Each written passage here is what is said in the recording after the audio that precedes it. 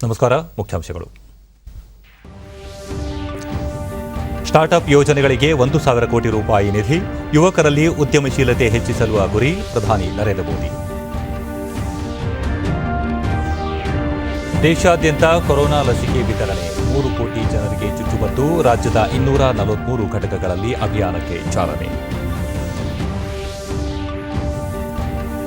ದಕ್ಷಿಣ ಭಾರತದ ರಾಜ್ಯಗಳಲ್ಲಿ ಶಾಂತಿ ಸುವ್ಯವಸ್ಥೆ ಕಾಪಾಡಲು ಕ್ಷಿಪ್ರ ಕಾರ್ಯಪಡೆ ಘಟಕ ಪೂರಕ, ಪೊಲೀಸ್ ಇಲಾಖೆಯ ಆಧುನೀಕರಣಕ್ಕೆ ಒತ್ತು, ಅಮಿತ್ ಶಾ. 51ನೇ ಭಾರತೀಯ ಅಂತಾರಾಷ್ಟ್ರೀಯ ಚಲನಚಿತ್ರೋತ್ಸವಕ್ಕೆ ಸಂಭ್ರಮದ ಚಾಲನೆ, ಸಾಂಸ್ಕೃತಿಕ ಉನ್ನತಿಗೆ ಖಾಸಗಿ ಸಹಭಾಗಿತ್ವ, ಪ್ರಕಾಶ್ ಜಾವಡೇಕರ್ ಪ್ರಸ್ತಾಪ. ವಾರ್ತೆಗಳ ವಿವರ. ಪ್ರಧಾನಿ ನರೇಂದ್ರ ಮೋದಿ ಅವರಿಂದು ಪ್ರಾರಂಭ್ ಸ್ಟಾರ್ಟ್ಅಪ್ ಇಂಡಿಯಾ ಅಂತಾರಾಷ್ಟ್ರೀಯ ಸಮ್ಮೇಳನದ ಭಾಗವಾಗಿ ಯುವ ಉದ್ಯಮಿಗಳೊಂದಿಗೆ ಸಂವಾದ ನಡೆಸಿದರು. ಸೈಬರ್ ಸುರಕ್ಷತೆ, 3D ಪ್ರಿಂಟರ್, ಸ್ವಚ್ಛತೆ, ಶೌಚಾಲಯ, ಜೈವಿಕ ಸಂಸ್ಕರಣೆ ಮಾಡಬಲ್ಲ ಪಿಪಿಇ ಕಿಟ್ ಉತ್ಪಾದನೆ ಸೇರಿದಂತೆ ಹಲವಾರು ವಿನೂತನ ಸ್ಟಾರ್ಟ್ಅಪ್ಗಳನ್ನು ಆರಂಭಿಸಿರುವ ಯುವ ಉದ್ಯಮಿಗಳು ಸಂವಾದದಲ್ಲಿ ಪಾಲ್ಗೊಂಡರು. ಈ ಸಮಯದಲ್ಲಿ ಪ್ರಧಾನಿ ನರೇಂದ್ರ ಮೋದಿ ರಾಷ್ಟ್ರೀಯ ಸ್ಟಾರ್ಟ್ಅಪ್ ಚಾಂಪಿಯನ್ ಕಾರ್ಯಕ್ರಮಕ್ಕೆ ಚಾಲನೆ ನೀಡಿದರು. ಈ ಕಾರ್ಯಕ್ರಮ ದೂರದರ್ಶನದಲ್ಲಿ ಪ್ರಸಾರವಾಗಲಿದೆ. ಸ್ಟಾರ್ಟ್ಅಪ್ ಇಂಡಿಯಾ ಅಭಿಯಾನದ 5 ವರ್ಷಗಳ ಸಾಧನೆ ಬಿಂಬಿಸುವ ಕೃತಿಯನ್ನು ಪ್ರಧಾನಿ ಬಿಡುಗಡೆ ಮಾಡಿದರು. ಬಳಿಕ ಸಮ್ಮೇಳನ ಉದ್ದೇಶಿಸಿ ಭಾರತದಲ್ಲಿ ಸ್ಟಾರ್ಟ್ಅಪ್ಗಳಿಗಾಗಿಯೇ 1,000 ಕೋಟಿ ರೂಪಾಯಿಗಳ ನಿಧಿ ಸ್ಥಾಪನೆ ಮಾಡುವುದಾಗಿ ಪ್ರಕಟಿಸಿದರು. ಯುವಕರಲ್ಲಿ ಉದ್ಯಮಶೀಲತೆ ಹೆಚ್ಚಿಸುವ ನಿಟ್ಟಿನಲ್ಲಿ ನೂತನ ಸ್ಟಾರ್ಟ್ಅಪ್ಗಳಿಗೆ ಅಗತ್ಯವಾದ ಸೌಲಭ್ಯ ಸೃಷ್ಟಿಸಲು ಈ ನಿಧಿ ಬಳಕೆಯಾಗಲಿದೆ ಎಂದು ತಿಳಿಸಿದರು. ಸ್ಟಾರ್ಟ್ಅಪ್ಗಳ ಮೂಲಕ ಯುವ ಶಕ್ತಿಯ ಅನಾವರಣವಾಗಿದೆ ಎಂದ ಪ್ರಧಾನಿ, ಹಿಂದೆ ಯುವಕರು ಉದ್ಯಮ ಆರಂಭಿಸಿದರೆ ಎಲ್ಲರೂ ಆತಂಕ ಪಡುತ್ತಿದ್ದರು, ಆದರೆ ಈಗ ಸ್ಟಾರ್ಟ್ಅಪ್ ಸ್ಥಾಪನೆಗೆ ಪ್ರೇರಣೆ ನೀಡುತ್ತಿದ್ದಾರೆ ಎಂದರು. ಏಷ್ಯಾದಲ್ಲಿ ಸ್ಟಾರ್ಟ್ಅಪ್ಗಳ ಹೊಸ ಯುಗ ಆರಂಭವಾಗಿದೆ. ಹೊಸ ಶತಮಾನ ಏಷ್ಯಾ ಯುಗವಾಗಿದೆ. ಬಿಮ್ಸ್ಟೆಕ್ ರಾಷ್ಟ್ರಗಳೆಲ್ಲ ಸೇರಿ ಕೆಲಸ ಮಾಡೋಣ. ನಮ್ಮ ನಡುವಿನ ಪುರಾತನ ಬಾಂಧವ್ಯ ನಮ್ಮನ್ನು ಆಪತ್ತಿನಲ್ಲಿ ಒಂದಾಗಿಸುತ್ತದೆ. ವಿನೂತನ ತಂತ್ರಜ್ಞಾನಗಳು ಏಷ್ಯಾದಿಂದ ಹೊರಹೊಮ್ಮಲಿ. ನಾವು ಈ ಜವಾಬ್ದಾರಿಯನ್ನು ನಿಭಾಯಿಸಬೇಕಾಗಿದೆ ಎಂದರು. ಭಾರತದಲ್ಲಿ ಇಂದು 41,000ಕ್ಕೂ ಅಧಿಕ ಸ್ಟಾರ್ಟ್ಅಪ್ಗಳು ಇವೆ. ಇವುಗಳಲ್ಲಿ 5,000 ಸ್ಟಾರ್ಟ್ಅಪ್ಗಳು ಐಟಿ ಕ್ಷೇತ್ರಕ್ಕೆ ಸಂಬಂಧಿಸಿದ್ದರೆ 3,000 ಆರೋಗ್ಯ ಕ್ಷೇತ್ರ, 1,700 ಕೃಷಿ ವಲಯಕ್ಕೆ ಸಂಬಂಧಿಸಿವೆ. ಶೇಕಡಾ 44ರಷ್ಟು ಸ್ಟಾರ್ಟ್ಅಪ್ಗಳು ಮಹಿಳೆಯರಿಂದ ನಡೆಯುತ್ತಿವೆ. ಇಂದು ಸ್ಟಾರ್ಟ್ಅಪ್ಗಳು ದೇಶದ ಅಭಿವೃದ್ಧಿಯ ಸೂಚಕವೂ ಆಗಿವೆ. ಭಾರತದಲ್ಲಿ ನಿರ್ಮಾಣವಾಗಿರುವ ಉತ್ತೇಜಕ ವಾತಾವರಣದಿಂದ ಆರ್ಥಿಕ ಹಿನ್ನೆಲೆ ಇಲ್ಲದಿದ್ದರೂ ಪ್ರತಿಭೆಯ ಮೂಲಕ ಬೆಳಕಿಗೆ ಬರಲು ಸಾಧ್ಯವಾಗುತ್ತಿದೆ ಎಂದರು. ಕೊರೋನಾ ಕಾಲದಲ್ಲೂ ಸ್ಟಾರ್ಟ್ಅಪ್ಗಳ ಹೊಸ ಯುಗ ನಿರ್ಮಾಣವಾಗಿದೆ. ಸಣ್ಣ ನಗರಗಳಲ್ಲೂ ಸ್ಟಾರ್ಟ್ಅಪ್ಗಳು ಸ್ಥಾಪನೆಯಾಗಿವೆ ಎಂದು ತಿಳಿಸಿದರು. ವಿಡಿಯೋ ಕಾನ್ಫರೆನ್ಸ್ ಮೂಲಕ ನಡೆದ ಕಾರ್ಯಕ್ರಮದಲ್ಲಿ ಭಾರತೀಯ ಕೈಗಾರಿಕಾ ಒಕ್ಕೂಟದ ಅಧ್ಯಕ್ಷ ಉದಯ್ ಕೋಟಕ್, ಬಿಮ್ಸ್ಟೆಕ್ ನಾಯಕರು, ಉದ್ಯಮಿಗಳು ಪಾಲ್ಗೊಂಡಿದ್ದರು. पुराने रिश्तों, हमारी संस्कृति, सभ्यता और संबंधों की साझी विरासत ने हम सबको आपस में जोड़ करके रखा है. हम अपने विचारों को साझा करते हैं, इसलिए हम अपने आइडियाज भी और ज्यादा साझा कर सकते हैं. हम एक दूसरे के सुख दुख साझा करते हैं, इसलिए हमारी सफलता भी साझी होगी. इसके साथ ही हम एक साथ दुनिया की 1/5 पॉपुलेशन के लिए काम कर रहे हैं. हमारे पास कलेक्टिवली $3.8 ट्रिलियन जीडीपी की ताकत भी है. हमारे युवाओं में जो ऊर्जा है, अपना भविष्य खुद लिखने की जो अधीरता है, मैं इसमें पूरी दुनिया के लिए नई संभावनाएं देखता हूं. साथियों, इसलिए मैंने 2018 में बिम्स्टेक समिट में कहा था कि हम सभी देश टेक्नोलॉजी और इनोवेशन के क्षेत्र में एक साथ आएंगे.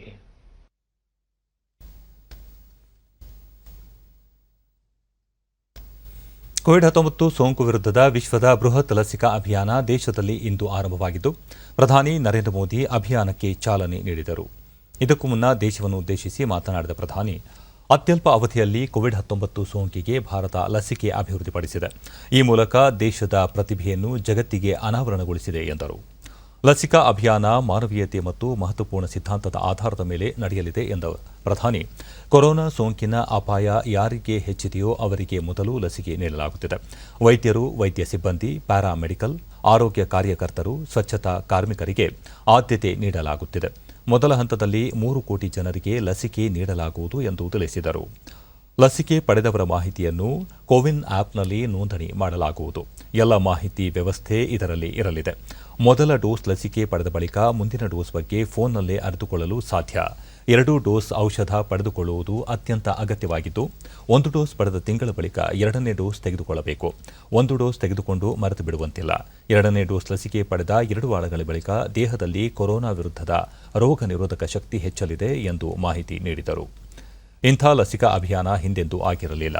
ವಿಶ್ವದ 100ಕ್ಕೂ ಹೆಚ್ಚು ದೇಶಗಳಲ್ಲಿ 3 ಕೋಟಿ ಜನಸಂಖ್ಯೆಯೂ ಇಲ್ಲ. ಆದರೆ ಭಾರತ ಮೊದಲ ಹಂತದಲ್ಲೇ 3 ಕೋಟಿ ಜನರಿಗೆ ಲಸಿಕೆ ನೀಡುತ್ತಿದೆ ಎಂದರೆ ಈ ಕಾರ್ಯಕ್ರಮದ ಅಗಾಧತೆ ಊಹಿಸಬಹುದು. 2ನೇ ಹಂತದಲ್ಲಿ 30 ಕೋಟಿ ಜನರಿಗೆ ಲಸಿಕೆ ನೀಡಲು ಉದ್ದೇಶಿಸಲಾಗಿದೆ. ವಿಶ್ವದಲ್ಲಿ ಭಾರತ, ಚೀನಾ ಮತ್ತು ಅಮೆರಿಕಗಳು ಮಾತ್ರವೇ 30 ಕೋಟಿಗೂ ಹೆಚ್ಚು ಜನರಿಗೆ ಲಸಿಕೆ ನೀಡುತ್ತಿವೆ. ಇಷ್ಟು ಬೃಹತ್ ಕಾರ್ಯಕ್ರಮದ ಮೂಲಕ ಭಾರತದ ಸಾಮರ್ಥ್ಯ ಸಾಬೀತಾಗುತ್ತಿದೆ ಎಂದರು. ಕೊರೋನಾ ಲಸಿಕೆಯ ಬಗ್ಗೆ ಯಾವುದೇ ರೀತಿಯ ಸುಳ್ಳು ವದಂತಿಗಳಿಗೆ ಕಿವಿಗೊಡಬೇಡಿ ಎಂದು ಪ್ರಧಾನಿ ಮನವಿ ಮಾಡಿದರು. ಭಾರತದಲ್ಲಿ ಸಿದ್ಧಪಡಿಸಿದ 2 ಲಸಿಕೆಗಳು ವಿಶ್ವಸನೀಯವಾಗಿವೆ. ವಿಶ್ವದ 8% ಮಕ್ಕಳಿಗೆ ಭಾರತದ ಲಸಿಕೆಗಳೇ ಪೂರೈಕೆಯಾಗುತ್ತವೆ. ಈಗ ಕೊರೋನಾ ವಿರುದ್ಧ ಲಸಿಕೆಯಲ್ಲೂ ಭಾರತದ ಕುರಿತು ಜಗತ್ತಿನ ವಿಶ್ವಾಸ ವೃದ್ಧಿಸಿದೆ ಎಂದರು. ಜಾಗತಿಕ ಮಟ್ಟಕ್ಕೆ ಹೋಲಿಸಿದರೆ ಭಾರತದಲ್ಲಿ ಸೋಂಕಿನಿಂದ ಮೃತಪಟ್ಟವರ ಸಂಖ್ಯೆ ಅತ್ಯಂತ ಕಡಿಮೆ ಇದೆ. ಈ ಸಮಯದಲ್ಲಿ 125 ದೇಶಗಳಿಗೆ ಅಗತ್ಯ ಔಷಧಗಳನ್ನು ಪೂರೈಕೆ ಮಾಡಲಾಯಿತು. ತಪಾಸಣಾ ಸಲಕರಣೆಗಳನ್ನು ಪೂರೈಸಲಾಯಿತು. ಈಗ ನಮ್ಮದೇ 2 ಲಸಿಕೆಗಳು ಸಿದ್ಧವಾಗಿವೆ. ಈಗಲೂ ವಿಶ್ವ ನಮ್ಮತ್ತ ವಿಶ್ವಾಸದಿಂದ ನೋಡುತ್ತಿದೆ. ನಮ್ಮ ಅನುಭವ ಅವರಿಗೂ ನೆರವಾಗಲಿದೆ ಎಂದರು. ಇದು ದೀರ್ಘಕಾಲದವರೆಗೆ ನಡೆಯುವ ಲಸಿಕಾ ಅಭಿಯಾನವಾಗಿದ್ದು, ಇದರ ಭಾಗವಾಗಲು ಸಾಕಷ್ಟು ಸ್ವಯಂ ಸೇವಕರು ಮುಂದೆ ಬಂದಿದ್ದಾರೆ. ಇನ್ನಷ್ಟು ಜನರು ಸ್ವಯಂ ಪ್ರೇರಿತರಾಗಿ ಮುಂದೆ ಬನ್ನಿ ಎಂದು ಆಹ್ವಾನ ನೀಡಿದರು. ವಿಜ್ಞಾನಿಗಳು, ಸಂಶೋಧನಾಕಾರರ ಕುರಿತು ಕೃತಜ್ಞತೆ ವ್ಯಕ್ತಪಡಿಸಿ, ಲಸಿಕೆಗಾಗಿ ಪ್ರಯೋಗಾಲಯಗಳಲ್ಲಿ ಋಷಿ ಮುನಿಗಳಂತೆ ಅವರು ತಪಸ್ಸು ಮಾಡಿದ್ದಾರೆ. ಅವರ ಪ್ರಯತ್ನದ ಫಲವಾಗಿ ಮನುಕುಲ ಈ ಸಂಕಟದಿಂದ ಹೊರಬರಲಿ ಎಂದು ಆಶಿಸಿದರು. ಸಮಾರಂಭದಲ್ಲಿ ಆರೋಗ್ಯ ಮತ್ತು ಕುಟುಂಬ ಕಲ್ಯಾಣ ಸಚಿವ ಡಾ ಹರ್ಷವರ್ಧನ ಪಾಲ್ಗೊಂಡಿದ್ದರು. ಲಸಿಕಾ ಅಭಿಯಾನ ಆರಂಭವಾಗುತ್ತಿದ್ದಂತೆಯೇ ದೆಹಲಿಯ ಏಮ್ಸ್ ನಿರ್ದೇಶಕ ಡಾ ರಣದೀಪ್ ಗುಲೇರಿಯಾ, ನೀತಿ ಆಯೋಗದ ಸದಸ್ಯ ಡಾ ವಿಕೆ ಪಾಲ್ ಮುಂತಾದವರು ಲಸಿಕೆ ಪಡೆದರು. पुलिसकर्मी हो गए, फायर ब्रिगेड के लोग हो गए, सफाई कर्मचारी हो गए, इन सभी को ये वैक्सीन प्राथमिकता पर लगेगी. और मैंने जैसा पहले भी कहा है, इनकी संख्या करीब करीब 3 करोड़ होती है. इन सभी के वैक्सीनेशन का खर्च भारत सरकार द्वारा उठाया जाएगा. स्वास्थ्यकर्मी लगातार ये अपील कर रहे हैं.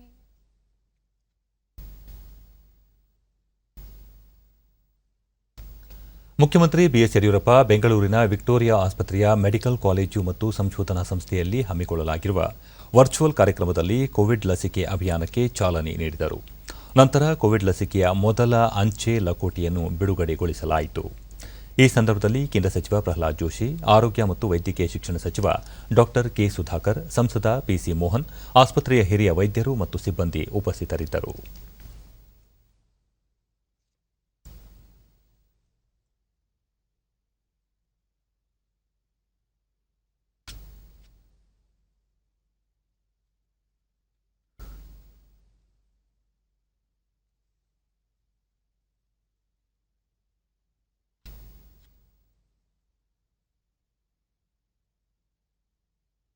ಬಳಿಕ ಯಡಿಯೂರಪ್ಪ, ರಾಜ್ಯದಲ್ಲಿ 243 ಘಟಕಗಳಲ್ಲಿ ಲಸಿಕೆ ನೀಡಲಾಗುತ್ತಿದೆ. ಆರಂಭದಲ್ಲಿ ದಿನಕ್ಕೆ 100 ಫಲಾನುಭವಿಗಳಿಗೆ ಲಸಿಕೆ ನೀಡಲಾಗುವುದು. ನಂತರ ಈ ಸಂಖ್ಯೆಯನ್ನು ಹೆಚ್ಚಿಸಲಾಗುವುದು ಎಂದರು. ನಮ್ಮ ದೇಶದಲ್ಲೇ ತಯಾರಾದಂತಹ ಲಸಿಕೆ ಇಡೀ ವಿಶ್ವದ ಗಮನ ತಡೆಯುವ ರೀತಿಯಲ್ಲಿ ಈ ಕಾರ್ಯಕ್ರಮವನ್ನು ಪ್ರಧಾನಿಯವರು ಘೋಷಣೆ ಮಾಡಿದ್ರು. ಕೋವಿಡ್-19 ಸಂಬಂಧ ಅಂಚೆ ಇಲಾಖೆ ಹೊರ ತರ್ತಾ ಇರುವಂಥ ಮೊದಲನೇ ಕವರ್, ಫಸ್ಟ್ ಕವರ್ ಬಿಡುಗಡೆ ಮಾಡೋದಕ್ಕೆ ಕರ್ನಾಟಕ ಅಂಚೆ ಇಲಾಖೆ ಪೋಸ್ಟ್ ಮಾಸ್ಟರ್ ಜನರವರು ಮನವಿ ಮಾಡಿದ್ದಾರೆ. ಅದನ್ನು ಸಹ ನಾವು ಬಿಡುಗಡೆ ಮಾಡಿದ್ದೇವೆ. ಪ್ರಧಾನಿ ನರೇಂದ್ರ ಮೋದಿಯವರಿಗೆ ಇವತ್ತು ದೇಶದ ಎಲ್ಲ ಜನ ನಾವು ಅಭಿನಂದನೆಯನ್ನು ಸಲ್ಲಿಸ್ತೇವೆ. ಅವರ ವಿಶೇಷವಾದ ಪರಿಶ್ರಮದಿಂದ ಭಾರತದಲ್ಲೇ ತಯಾರಾದಂಥ ಈ ಲಸಿಕೆ ಏನು ಕೋವಿಡ್ನಿಂದ ಸಿಕ್ಕಿ ನರಳುತ್ತಾ ಇದ್ದರು ಅವರ ಪ್ರಾಣವನ್ನು ಉಳಿಸುವಂಥ ಒಂದು ಕೆಲಸದಲ್ಲಿ ಪ್ರಧಾನಿಯವರು ಯಶಸ್ವಿಯಾಗಿದ್ದಾರೆ. ದೇಶದ ಜನರ ಪರವಾಗಿ, ರಾಜ್ಯದ ಜನರ ಪರವಾಗಿ ಪ್ರಧಾನಿ ನರೇಂದ್ರ ಮೋದಿಯವರಿಗೆ ನಾನು ಈ ಸಂದರ್ಭದಲ್ಲಿ ಅಭಿನಂದನೆಯನ್ನು ಸಲ್ಲಿಸ್ತೇನೆ. ಭಾರತದ ಸಚಿವ ಪ್ರಹ್ಲಾದ್ ಜೋಶಿ, ದೇಶಾದ್ಯಂತ ಜಾರಿಯಲ್ಲಿರುವ ಕೋವಿಡ್ ಲಸಿಕೆ ಅಭಿಯಾನದ ಕುರಿತು ವಿಶ್ವವೇ ಗಮನಿಸುತ್ತಿದೆ. ಹೊರ ದೇಶಗಳು ನಮ್ಮ ಲಸಿಕೆಯ ಮೇಲೆ ನಂಬಿಕೆ ಇರಿಸಿವೆ. ಜಗತ್ತಿನಲ್ಲಿರುವ 60% ಲಸಿಕೆಗಳು ಭಾರತದಲ್ಲಿ ತಯಾರಿಸಿದ್ದಾಗಿವೆ. ನಮ್ಮ ವೈದ್ಯಕೀಯ ವಿಜ್ಞಾನಿಗಳ ವಿಶ್ವಾಸಾರ್ಹತೆ ಉತ್ತಮವಾಗಿದ್ದು, ಸಾಕಷ್ಟು ಪ್ರಯೋಗಗಳ ನಂತರವೇ ಜನಸಾಮಾನ್ಯರಿಗೆ ನೀಡಲಾಗುತ್ತಿದೆ ಎಂದರು. ಲಸಿಕೆಯ ಅಡ್ಡ ಪರಿಣಾಮಗಳ ಕುರಿತು ಊಹಾಪೋಹಗಳನ್ನು ಹಬ್ಬಿಸಬಾರದು. ಇದು ರಾಜಕೀಯವನ್ನು ಮೀರಿದ ಮಾನವೀಯ ಅಭಿಯಾನವಾಗಿದೆ ಎಂದರು. ವೈದ್ಯಕೀಯ ವಿಜ್ಞಾನಿಗಳ ಕ್ರೆಡಿಬಿಲಿಟಿ, ಅವರ ಡಾಕ್ಟರ್ ಕೆ. ವಿಶ್ವಾಸಾರ್ಹತೆ ಸುಧಾಕರ್, ಕೇಂದ್ರ ಸರ್ಕಾರದ ಮಾರ್ಗಸೂಚಿ ಅನುಸಾರ ರಾಜ್ಯದಲ್ಲಿ ಮೊದಲ ದಿನವೇ 24,300 ಫಲಾನುಭವಿಗಳಿಗೆ ಲಸಿಕೆ ನೀಡಲಾಗುತ್ತಿದೆ. ಮೊದಲ ಫಲಾನುಭವಿಯಾಗಿ ಡಿ ದರ್ಜೆಯ ಸರ್ಕಾರಿ ಸಿಬ್ಬಂದಿಗೆ ಲಸಿಕೆ ನೀಡಲಾಗಿದೆ. ಜನಸಾಮಾನ್ಯರಲ್ಲಿ ಲಸಿಕೆ ಕುರಿತು ನಂಬಿಕೆ ಹುಟ್ಟಿಸಲು ತಾಂತ್ರಿಕ ಸಲಹಾ ಸಮಿತಿಯ ಹಿರಿಯ ವೈದ್ಯರು ಈಗಾಗಲೇ ಲಸಿಕೆ ಪಡೆದಿದ್ದಾರೆ. ದೇಶದಲ್ಲಿ ಕೇವಲ ₹210ಗಳಿಗೆ ಲಸಿಕೆ ದೊರೆಯುತ್ತಿದೆ. ಇದು ವಿಶ್ವದಲ್ಲೇ ಅತಿ ಕಡಿಮೆ ದರ ಎಂದರು. ಕೋವಿನ್ ಪ್ಲಾಟ್ಫಾರ್ಮ್ನಲ್ಲಿ ದೊರೆಯುವ ಅಧಿಕೃತ ಮಾಹಿತಿಗಳನ್ನು ಮಾತ್ರ ಜನರು ನಂಬಬೇಕು. ಇತರ ಸಾಮಾಜಿಕ ಜಾಲತಾಣಗಳಲ್ಲಿ ಹರಡುವ ವದಂತಿಗಳಿಗೆ ಕಿವಿಗೊಡದೆ ಅಭಿಯಾನದಲ್ಲಿ ಪಾಲ್ಗೊಳ್ಳಬೇಕು ಎಂದು ಮನವಿ ಮಾಡಿದರು. ತೆಗೆದುಕೊಳ್ತಾ ಇದ್ದಾರೆ ಅನ್ನೋದನ್ನ ಕೂಡ ಜನರು ಅರ್ಥ ಮಾಡ್ಕೋಬೇಕು.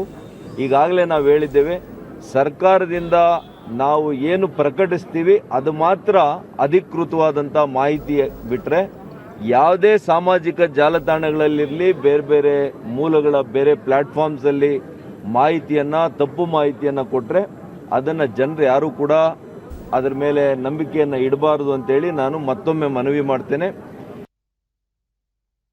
ಬೆಂಗಳೂರಿನ 10 ಆಸ್ಪತ್ರೆಗಳು ಸೇರಿದಂತೆ 237 ಕೇಂದ್ರಗಳಲ್ಲಿ ಕೋವಿಶೀಲ್ಡ್ ಹಾಗೂ ಬಳ್ಳಾರಿ, ಶಿವಮೊಗ್ಗ, ಹಾಸನ, ಚಿಕ್ಕಮಗಳೂರು, ಚಾಮರಾಜನಗರ ಮತ್ತು ದಾವಣಗೆರೆ ಕೇಂದ್ರಗಳಲ್ಲಿ ಕೋವ್ಯಾಕ್ಸಿನ್ ಲಸಿಕೆ ವಿತರಿಸಲಾಗುತ್ತಿದೆ. 7,17,439 ಆರೋಗ್ಯ ಸಿಬ್ಬಂದಿಗೆ ಲಸಿಕೆ ನೀಡಲು ನಿರ್ಧರಿಸಲಾಗಿದ್ದು, ಮೊದಲ ದಿನ 24,300 ಮಂದಿಗೆ ಲಸಿಕೆ ನೀಡುವ ಗುರಿ ಹೊಂದಲಾಗಿದೆ. ರಾಜ್ಯದಲ್ಲಿ 8,14,500 ಡೋಸ್ ಲಸಿಕೆ ಲಭ್ಯವಿದ್ದು, ಒಂದು ವಾರದಲ್ಲಿ ಮೊದಲ ಹಂತದ ಲಸಿಕೆ ವಿತರಣೆ ಪ್ರಕ್ರಿಯೆ ಮುಗಿಯಲಿದೆ.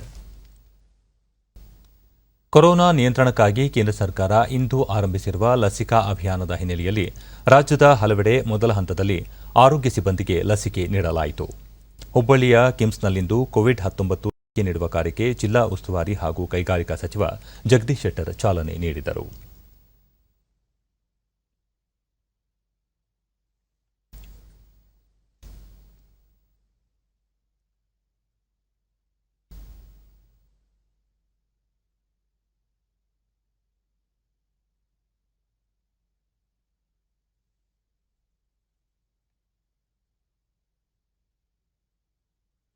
ಜಗದೀಶ್ ಶೆಟ್ಟರ್, ಜಿಲ್ಲೆಯಲ್ಲಿ ಮೊದಲ ಹಂತದಲ್ಲಿ ಸರ್ಕಾರಿ ಹಾಗೂ ಖಾಸಗಿ ವಲಯದ 25,366 ಆರೋಗ್ಯ ಕಾರ್ಯಕರ್ತರಿಗೆ ಲಸಿಕೆ ನೀಡಲಾಗುವುದು.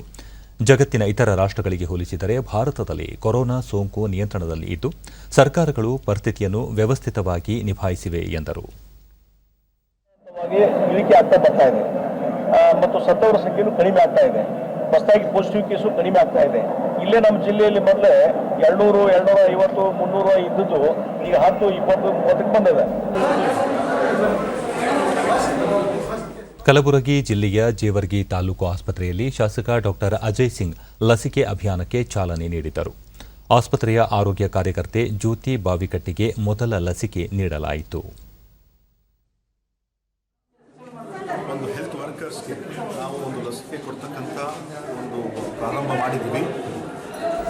ಮುಂದೆ ಬರ್ತಕ್ಕಂಥ 18ನೇ ತಾರೀಕಿಗೆ ನಮ್ಮ ತಾಲೂಕಿನಲ್ಲಿರ್ತಕ್ಕಂಥ 1,372 ಇನ್ ಫ್ರಂಟ್ಲೈನ್ ವರ್ಕರ್ಸ್ ಇದ್ದಾರೆ, PHC ವರ್ಕರ್ಸ್ ಇದ್ದಾರೆ. ಏನು ನಾವು ಕೊರೋನಾ ವಾರಿಯರ್ಸ್ ಅಂತ ನಾವು ಹೆಸರಿಟ್ಟಿದ್ದೀವಿ.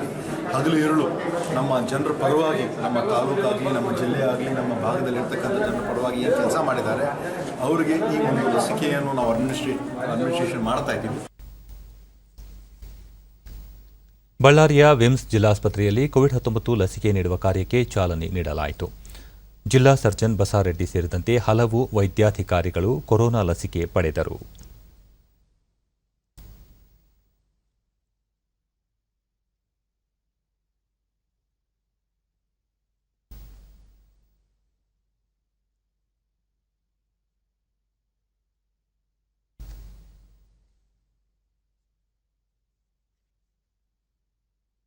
ಜಿಲ್ಲಾಧಿಕಾರಿ ಪವನ್ ಕುಮಾರ್ ಮಾಲಪಾಟಿ ಜಿಲ್ಲೆಯ ಒಟ್ಟು 11 ಲಸಿಕಾ ಕೇಂದ್ರಗಳಲ್ಲಿ ತಲಾ 100 ಜನರಂತೆ ಇಂದು ಒಟ್ಟು 1,100 ಜನರಿಗೆ ಲಸಿಕೆ ನೀಡಲಾಗುವುದು ಎಂದರು. ವ್ಯಾಕ್ಸಿನ್ ನೀಡಲಾಗುತ್ತದೆ ಇವತ್ತು. ಇದಾದ ನಂತರ ಟೋಟಲ್ 20,000 ಫ್ರಂಟ್ಲೈನ್ ವರ್ಕರ್ಸ್ ರಿಜಿಸ್ಟರ್ ಮಾಡಿಕೊಂಡಿದ್ದಾರೆ ಆಲ್ರೆಡಿ. ಇವತ್ತು ಚಾಲನೆ ನೀಡಿದ ನಂತರ ನಾಡಿದ್ದಿನಿಂದ 18ನೇ ತಾರೀಕಿನಿಂದ ಉಳಿದಿರುವ ಎಲ್ಲರಿಗೂ ಕೂಡ ಓವರ್ 2 to 3 ಡೇಸ್ನಲ್ಲಿ ಕೋಲಾರದ ಎಸ್ಎನ್ಆರ್ ಆಸ್ಪತ್ರೆಯಲ್ಲಿ ಇಂದು ಕೊರೋನಾ ಲಸಿಕೆ ಅಭಿಯಾನಕ್ಕೆ ಚಾಲನೆ ನೀಡಲಾಯಿತು. ಲಸಿಕೆ ಹಾಕಿಸಿಕೊಂಡ ವೈದ್ಯಾಧಿಕಾರಿ ಡಾಕ್ಟರ್ ಬಾಲಸುಂದರ್ ಲಸಿಕೆ ಕುರಿತು ಯಾವುದೇ ಅಪಪ್ರಚಾರಗಳಿಗೆ ಆದ್ಯತೆ ನೀಡುವ ಅಗತ್ಯವಿಲ್ಲ, ಸೋಂಕು ವಿರುದ್ಧ ಹೋರಾಟಕ್ಕೆ ಲಸಿಕೆ ಪೂರಕವಾಗಿದೆ ಎಂದರು.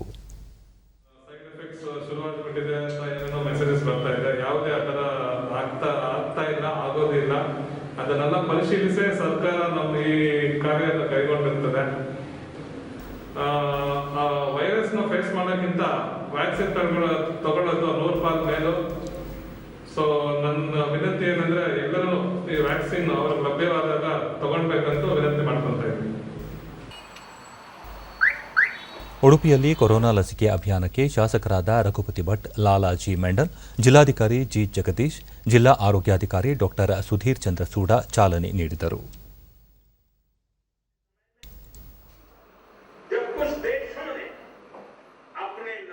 ಜಿಲ್ಲಾಧಿಕಾರಿ ಜಗದೀಶ್, ಜಿಲ್ಲೆಯಲ್ಲಿ 6 ಲಸಿಕಾ ಕೇಂದ್ರಗಳನ್ನು ತೆರೆಯಲಾಗಿದ್ದು ಒಟ್ಟು 538 ಜನರಿಗೆ ಇಂದು ಲಸಿಕೆ ನೀಡಲಾಗುತ್ತಿದೆ ಎಂದರು.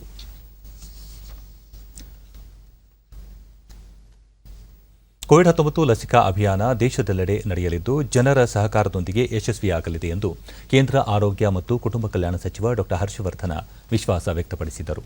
ಕೊರೋನಾ ಲಸಿಕಾ ಅಭಿಯಾನಕ್ಕೆ ಚಾಲನೆ ನೀಡಿದ ಬಳಿಕ ಮಾತನಾಡಿದ ಅವರು, ರಾಜ್ಯ ಸರ್ಕಾರಗಳು ಲಸಿಕಾ ಕಾರ್ಯಕ್ರಮಕ್ಕೆ ಬೆಂಬಲ ನೀಡುತ್ತಿವೆ. ಎಲ್ಲರ ಸಹಕಾರದೊಂದಿಗೆ ಕಾರ್ಯಕ್ರಮ ಫಲಪ್ರದವಾಗಲಿದೆ ಎಂದರು. ತಾಂತ್ರಿಕವಾಗಿ ಅತ್ಯುತ್ತಮವಾಗಿರುವ ಕೋವಿನ್ ಆ್ಯಪ್ ಕೊರೋನಾ ಲಸಿಕೆ ಕಾರ್ಯಕ್ರಮದಲ್ಲಿ ಮಹತ್ವಪೂರ್ಣ ಪಾತ್ರ ವಹಿಸಲಿದೆ. ಇದರಿಂದ ಲಸಿಕೆಯ ಲಭ್ಯತೆ, ಸಾಗಣೆ, ಫಲಾನುಭವಿಗಳ ಮಾಹಿತಿ ದೊರೆಯಲಿದೆ. ಮೊದಲ ಡೋಸ್ ಪಡೆದ ಬಳಿಕ ಮುಂದಿನ ಡೋಸ್ ಯಾವಾಗ ಪಡೆದುಕೊಳ್ಳಬೇಕು ಎಂಬ ಬಗ್ಗೆ ಮೊಬೈಲ್ಗೆ ಸಂದೇಶ ಬರಲಿದೆ ಎಂದು ಮಾಹಿತಿ ನೀಡಿದರು. ದೆಹಲಿಯ ಏಮ್ಸ್ನಲ್ಲಿ ಹಮ್ಮಿಕೊಳ್ಳಲಾಗಿರುವ ಲಸಿಕಾ ಅಭಿಯಾನದಲ್ಲಿ ಪಾಲ್ಗೊಂಡು ಇಂದು ಅತ್ಯಂತ ಸಂತಸವಾಗುತ್ತಿದೆ. ಕೋವಿಡ್-19 ವಿರುದ್ಧದ ಹೋರಾಟದಲ್ಲಿ ಈ ಲಸಿಕೆ ಸಂಜೀವಿನಿಯಂತೆ ಕೆಲಸ ಮಾಡಲಿದೆ ಎಂದು ಹರ್ಷ ವ್ಯಕ್ತಪಡಿಸಿದರು. ಕೋವಿಡ್-19 ಲಸಿಕೆ ಪಡೆದರೂ ಸೋಂಕಿಗೆ ಸಂಬಂಧಿಸಿದ ನಿಯಮಾವಳಿಗಳನ್ನು ಪಾಲನೆ ಮಾಡುವಂತೆ ಕೇಂದ್ರ ಮಾಹಿತಿ ಮತ್ತು ಪ್ರಸಾರ ಖಾತೆ ಸಚಿವ ಪ್ರಕಾಶ್ ಜಾವಡೇಕರ್ ಮನವಿ ಮಾಡಿದ್ದಾರೆ. ಗೋವಾ ವೈದ್ಯಕೀಯ ಕಾಲೇಜಿನಲ್ಲಿ ನಡೆದ ಕೋವಿಡ್-19 ಲಸಿಕಾ ಅಭಿಯಾನದಲ್ಲಿ ಪಾಲ್ಗೊಂಡ ಅವರು ಲಸಿಕೆ ಪಡೆದರೂ ಸುರಕ್ಷತಾ ದೃಷ್ಟಿಯಿಂದ ಕೋವಿಡ್ ಮಾರ್ಗಸೂಚಿಗಳನ್ನು ಹಿಂದಿನಂತೆಯೇ ಅನುಸರಿಸುವಂತೆ ತಿಳಿಸಿದರು.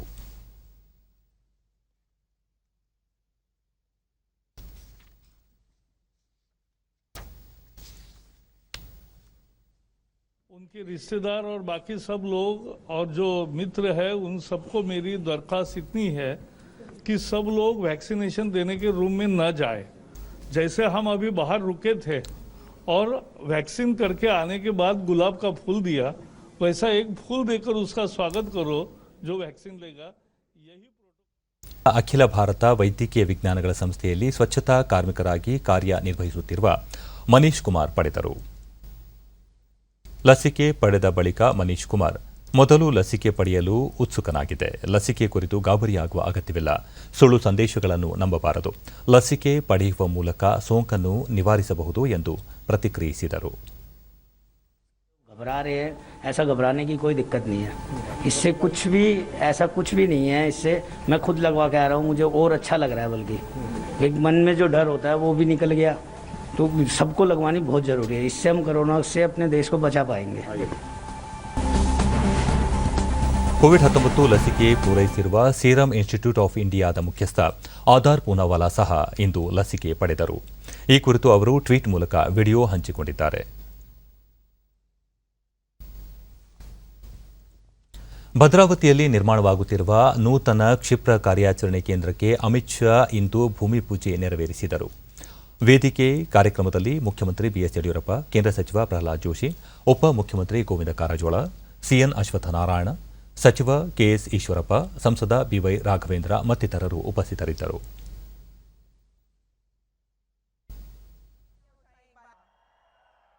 प्रहलाद जोशी संसदीय कार्य मंत्री,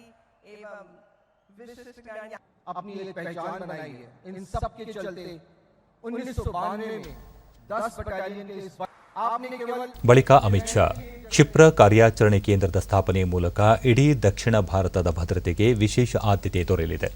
ಅತ್ಯಾಧುನಿಕ ಸವಲತ್ತುಗಳನ್ನು ಈ ಕೇಂದ್ರದಲ್ಲಿ ಒದಗಿಸಲು ಅಗತ್ಯ ಕ್ರಮ ಕೈಗೊಳ್ಳಲಾಗಿದೆ. ಯುವ ಜನರಿಗೆ ಸ್ಫೂರ್ತಿಯುತ ತಾಣವಾಗಿ ಈ ಕೇಂದ್ರ ತಲೆ ಎತ್ತಲಿದೆ ಎಂದರು.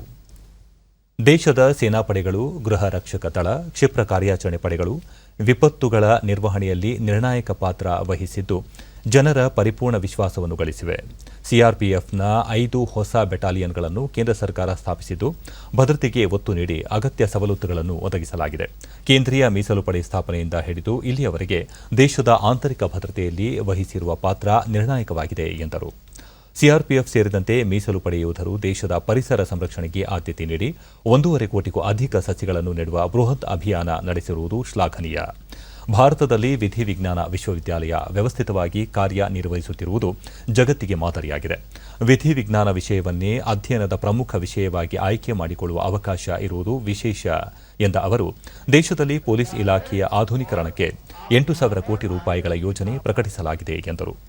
ಆತ್ಮನಿರ್ಭರ ಭಾರತ ಪರಿಕಲ್ಪನೆಯಡಿ ಸ್ವದೇಶಿ ಚಿಂತನೆಯನ್ನು ಎಲ್ಲೆಡೆ ಪ್ರಚಾರ ಮಾಡಲಾಗುತ್ತಿದ್ದು ಭಾರತ ವಿಶ್ವದ ಅತಿದೊಡ್ಡ ಮಾರುಕಟ್ಟೆ ಹಾಗೂ ಉತ್ಪಾದಕ ದೇಶವಾಗಿ ಬದಲಾಗಿದೆ ಎಂದರು. और आज आनंद का विषय है कि उनकी उपस्थिति में यहीं पर शिलान्यास हुआ है और यहीं से ये पूरे दक्षिण भारत गोवा तक ये आरएफ की जो बटालियन बनने जा रही है 97वीं, वो पूरे दक्षिण भारत और गोवा तक के क्षेत्र के अंदर शांति स्थापना के लिए हमेशा जनता के साथ कंधे से कंधा मिलाकर खड़ी रहेगी. लगभग 230 करोड़ की लागत से यहां पर जो निर्माण होने जा रहा है, लगभग 50 एकड़ भूमि कर्नाटक सरकार ने दी है और यहां पर इसके प्रशासनिक भवन भी बनेंगे, कर्मियों के निवास के केंद्र भी बनेंगे, अस्पताल भी बनेगी, केंद्रीय स्कूल भी खुलेगा और खेलकूद के स्टेडियम भी हम यहां पर बनाने वाले हैं.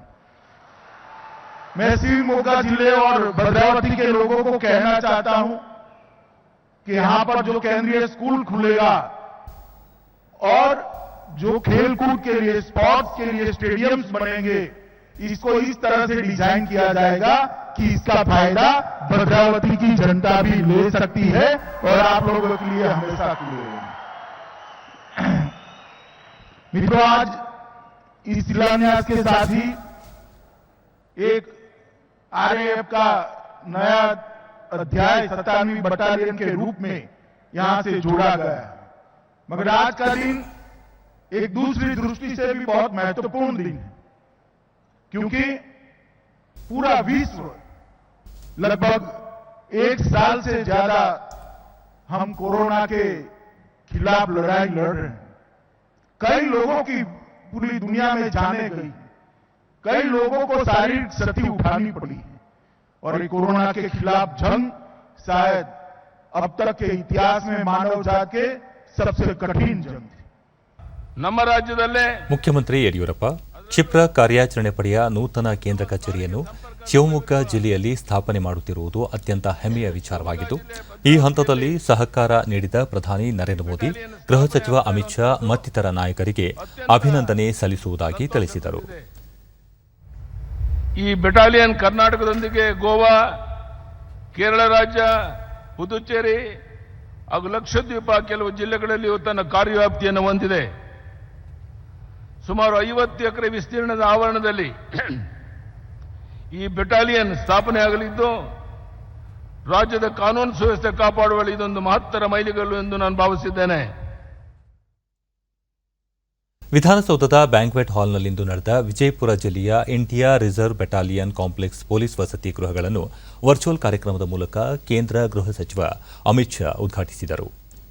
ಮುಖ್ಯಮಂತ್ರಿ ಬಿಎಸ್ ಯಡಿಯೂರಪ್ಪ, ಕೇಂದ್ರ ಸಚಿವರಾದ ಟಿವಿ ಸದಾನಂದಗೌಡ, ಪ್ರಹ್ಲಾದ್ ಜೋಶಿ, ಉಪಮುಖ್ಯಮಂತ್ರಿಗಳಾದ ಗೋವಿಂದ ಕಾರಜೋಳ, ಡಾ ಸಿಎನ್ ಅಶ್ವತ್ಥನಾರಾಯಣ, ಗೃಹ ಸಚಿವ ಬಸವರಾಜ ಬೊಮ್ಮಾಯಿ ಮತ್ತಿತರರು ಪಾಲ್ಗೊಂಡಿದ್ದರು.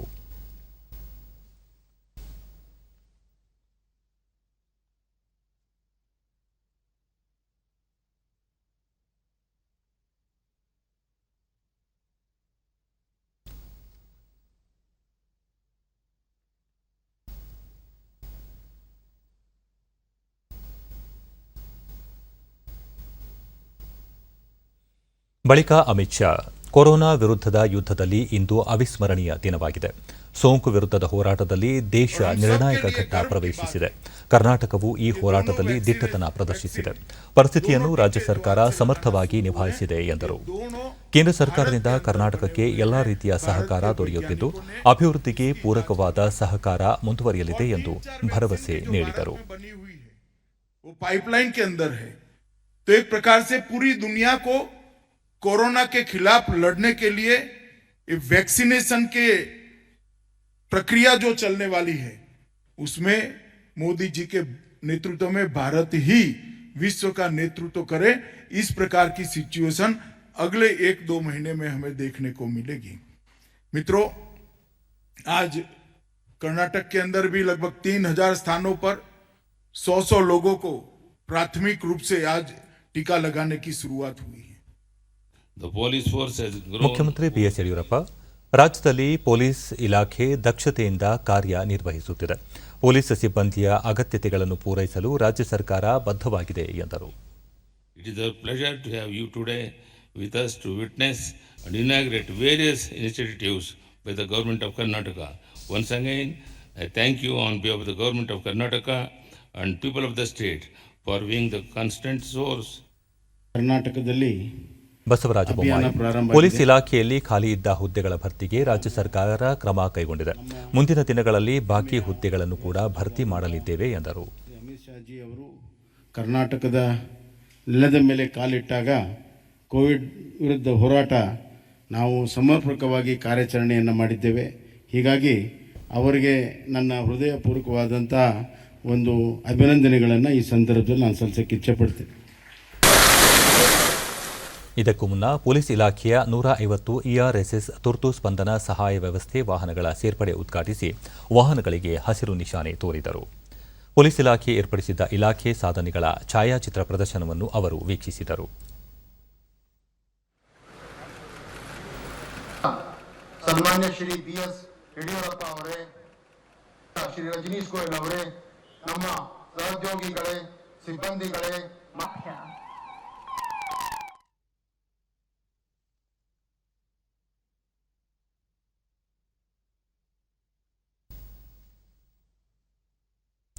ಐವತ್ತೊಂದನೇ ಭಾರತೀಯ ಅಂತಾರಾಷ್ಟ್ರೀಯ ಚಿತ್ರೋತ್ಸವ ಗೋವಾದಲ್ಲಿ ಇಂದಿನಿಂದ ಆರಂಭವಾಗಿದ್ದು, ಕೇಂದ್ರ ಮಾಹಿತಿ ಮತ್ತು ಪ್ರಸಾರ ಸಚಿವ ಪ್ರಕಾಶ್ ಜಾವಡೇಕರ್ ಚಿತ್ರೋತ್ಸವಕ್ಕೆ ಚಾಲನೆ ನೀಡಿದರು.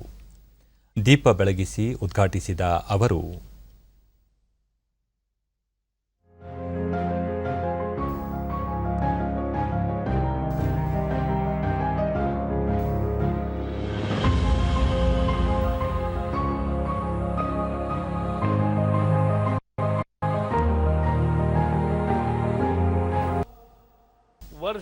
ಸಾಂಸ್ಕೃತಿಕ ಲೋಕದ ಉನ್ನತಿಗೆ ಖಾಸಗಿ ಕ್ಷೇತ್ರದ ಸಹಭಾಗಿತ್ವವೂ ಅಗತ್ಯವಾಗಿದ್ದು, ಸರ್ಕಾರದೊಂದಿಗೆ ಕೈಜೋಡಿಸಬೇಕು ಎಂದು ಆಹ್ವಾನ ನೀಡಿದರು.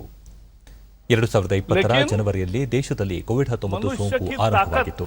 2021ರ ಜನವರಿಯಲ್ಲಿ ಸೋಂಕಿಗೆ ಲಸಿಕೆ ನೀಡಲು ಆರಂಭಿಸಲಾಗಿದೆ. ಇದು ಮಾನವನ ಪ್ರತಿಭೆ, ಇಚ್ಛಾಶಕ್ತಿ, ತಾಕತ್ತನ್ನು ತೋರುತ್ತದೆ. ಮಾನವ ಜಯಿಸುತ್ತಾನೆ, ಕೊರೋನಾ ಸೋಲುಣ್ಣುತ್ತದೆ ಎಂದರು. ಚಿತ್ರೋತ್ಸವವನ್ನು ಬಾಂಗ್ಲಾದೇಶದ ಸಹಭಾಗಿತ್ವದಲ್ಲಿ ಹಮ್ಮಿಕೊಳ್ಳಲಾಗಿದ್ದು, ಒಟ್ಟಾರೆ 224 ಚಿತ್ರಗಳು ಪ್ರದರ್ಶನಗೊಳ್ಳಲಿವೆ. ಮುಂದಿನ ದಿನಗಳಲ್ಲಿ ಬಾಂಗ್ಲಾ, ಭಾರತ ಸೇರಿ ಮುಜಿಬರ್ ರೆಹಮಾನ್ ಅವರ ಕುರಿತು ಚಿತ್ರ ಬಿಡುಗಡೆ ಮಾಡುವುದಾಗಿ ತಿಳಿಸಿದರು. ಕೋವಿಡ್-19 ಸಾಂಕ್ರಾಮಿಕದ ಹಿನ್ನೆಲೆಯಲ್ಲಿ ಪ್ರತಿನಿಧಿಗಳಿಗೆ ವಿಡಿಯೋ ಮೂಲಕ ಭಾಗವಹಿಸುವ ಅವಕಾಶವೂ ಲಭ್ಯವಿದೆ ಎಂದು ತಿಳಿಸಿದರು. ಭಾರತೀಯ ವರ್ಷದ ವ್ಯಕ್ತಿ ಪ್ರಶಸ್ತಿ ಹಾಗೂ ಜೀವಮಾನದ ಸಾಧನೆ ಗೌರವವನ್ನು ಸಚಿವರು ಪ್ರಕಟಿಸಿದರು. एक फिल्म फेस्टिवल फिर से हम देंगे, ये भी मुझे पूरा विश्वास है. ये भारत की लड़ाई जाया नहीं जाएगी और इसलिए वैज्ञानिक और जो कोरोना वॉरियर्स थे उनके लिए हम हमेशा कृतज्ञ रहना चाहिए. इस साल फिल्म फेस्टिवल में 600 अंग्रेजी फिल्में आई. Gets you closer to the culture of every ಮುಖ್ಯ ಅತಿಥಿಯಾಗಿ ಪಾಲ್ಗೊಂಡಿದ್ದ ಸ್ಯಾಂಡಲ್ವುಡ್ ನಟ ಸುದೀಪ್ ಅವರನ್ನು ಚಿತ್ರರಂಗ ಪ್ರವೇಶಿಸಿ 25 ವರ್ಷ ಸಂದಿರುವ ಹಿನ್ನೆಲೆಯಲ್ಲಿ ಗೌರವಿಸಲಾಯಿತು. ಗೌರವ ಸ್ವೀಕರಿಸಿದ ಸುದೀಪ್ ಕರ್ನಾಟಕ ಮತ್ತು ಕನ್ನಡಿಗರ ಪರವಾಗಿ ನಮಸ್ಕಾರ ಮಾಡುವುದಾಗಿ ಕನ್ನಡದಲ್ಲಿ ಹೇಳಿದರು. ಸಿನಿಮಾ ಪ್ರಪಂಚದ ಜನರೆಲ್ಲರನ್ನು ಬೆಸೆಯುವ ಮಾಧ್ಯಮ. ಸಿನಿಮಾ ನೂತನ ಸಾಂಕ್ರಾಮಿಕವಾಗಿ ಎಲ್ಲರನ್ನೂ ಆವರಿಸಲಿ ಎಂದರು.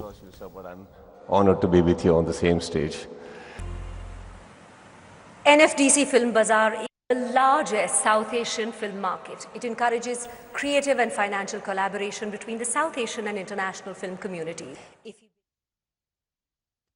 ಕೊನೆಯಲ್ಲಿ ಮತ್ತೊಮ್ಮೆ ಮುಖ್ಯಾಂಶಗಳು. ಸ್ಟಾರ್ಟ್ಅಪ್ ಯೋಜನೆಗಳಿಗೆ 1,000 ಕೋಟಿ ರೂಪಾಯಿ ನಿಧಿ, ಯುವಕರಲ್ಲಿ ಉದ್ಯಮಶೀಲತೆ ಹೆಚ್ಚಿಸುವ ಗುರಿ ಪ್ರಧಾನಿ ನರೇಂದ್ರ ಮೋದಿ. ದೇಶಾದ್ಯಂತ ಕೊರೋನಾ ಲಸಿಕೆ ವಿತರಣೆ, 3 ಕೋಟಿ ಜನರಿಗೆ ಚುಚ್ಚುಮದ್ದು, ರಾಜ್ಯದ 243 ಘಟಕಗಳಲ್ಲಿ ಅಭಿಯಾನಕ್ಕೆ ಚಾಲನೆ.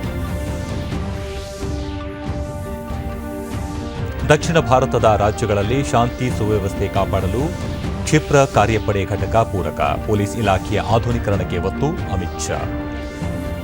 51ನೇ ಭಾರತೀಯ ಅಂತಾರಾಷ್ಟ್ರೀಯ ಚಲನಚಿತ್ರೋತ್ಸವಕ್ಕೆ ಸಂಭ್ರಮದ ಚಾಲನೆ, ಸಾಂಸ್ಕೃತಿಕ ಉನ್ನತಿಗೆ ಖಾಸಗಿ ಸಹಭಾಗಿತ್ವ, ಪ್ರಕಾಶ್ ಜಾವಡೇಕರ್ ಪ್ರಸ್ತಾಪ. ನಮ್ಮ ವಾರ್ತಾ ಪ್ರಸಾರವನ್ನು ನೀವು ಡಿಡಿ ಚಂದನ ನ್ಯೂಸ್ ಯೂಟ್ಯೂಬ್ ಚಾನೆಲ್ನಲ್ಲೂ ವೀಕ್ಷಿಸಬಹುದು. ಇಲ್ಲಿಗೆ ಇಂದಿನ ವಾರ್ತಾ ಪ್ರಸಾರ ಮುಕ್ತಾಯವಾಯಿತು. ಸತ್ಯ ಸಮರ್ಥ ಸಂಪೂರ್ಣ ಸುದ್ದಿಗಾಗಿ ವೀಕ್ಷಿಸಿ ಚಂದನ ವಾರ್ತೆ. ನಮ್ಮ ಮುಂದಿನ ವಾರ್ತಾ ಪ್ರಸಾರ ನಾಳೆ ಬೆಳಗ್ಗೆ 7:30 ಡಿಡಿ ಚಂದನದಲ್ಲಿ. ನಮಸ್ಕಾರ.